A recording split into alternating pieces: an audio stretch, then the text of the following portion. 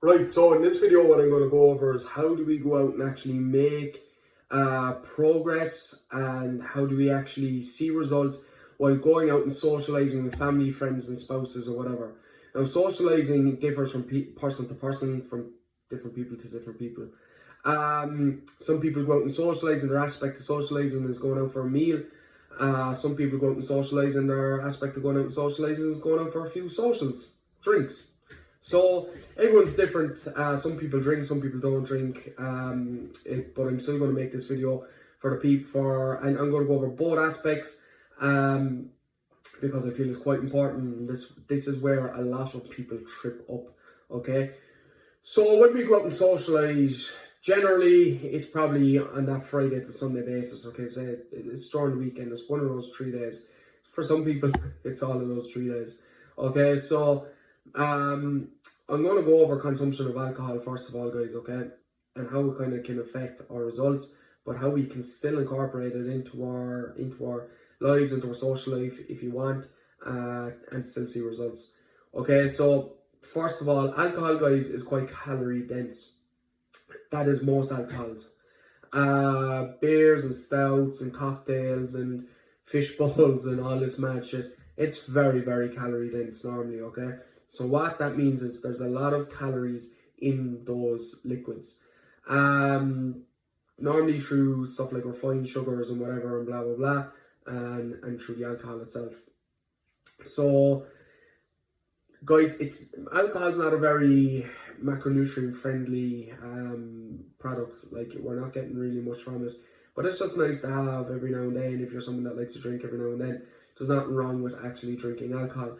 And actually, studies have shown that volume of alcohol is probably not great. So drinking a lot of alcohol in one sitting, but frequency, if you're having like 2 or 3 drinks over 3 to 4 days a week, there's actually positive benefits shown towards that. Okay, now that's like 2 or 3 glasses of wine or 2 or 3 beers or whatever over like 7 days, not in one sitting. But we all like to go out, we all like to have a bit of fun, and I'm not somebody who's going to Debbie down on that, okay? Because I do it myself. So how do we still make progress and go out and have a few socials every now and then? First of all, anyway, frequency at what we're going out probably needs to be dulled down a bit if you're someone that goes out like once or twice a week. It's very, very hard to fit in the good quality food and whatever else if you are someone that's a high frequency socializer and drinks quite a lot, because guys, you're probably racking up like double of your calorie intake in a day or 2 days. So that's leaving us with like not a lot to play around with for the rest of the week at times, and that's just through alcohol. If you're including the takeaways and whatever else and the crappy food, then yeah, guys, you're racking up a nice calorie intake for just 1 day. I've seen it racked up to like 5,000-6,000 on some people, guys, and that could be nearly 2 days of eating. Okay, so one tip I say for a lot of my clients is start counting on a Friday to Friday basis. What do I mean by this? Start counting your calories on a Friday to Friday basis. The reason why I say this is because it is the weekend where most people trip up, and if we're consuming a lot of calories over a weekend, then by the time you get around to Monday or whatever, you're probably left with very little calories from Monday, Tuesday, Wednesday and Thursday. And then you're going to be quite miserable, and you won't be long straightening things out in the weekend if you do that once or twice. So guys, it is that is one good tactic, or one good input that I've seen work, is counting your calories on a Friday to Friday basis, and you can see where you're kind of tripping up on the weekend as well. Another thing is, I normally tell people to insert whatever they think they may have in that day on the morning before they go out. So say if you're going out on a Saturday night, you're having a few drinks. Let's be honest with ourselves. And I'll always tell people to overestimate rather than underestimate. So always overestimate with this. You're going to have like 8 pints of, like, say you're trying to be good, Coors Light. Okay? Bang that into your MyFitnessPal on Saturday morning, and you'll see what roughly your calories are for that day.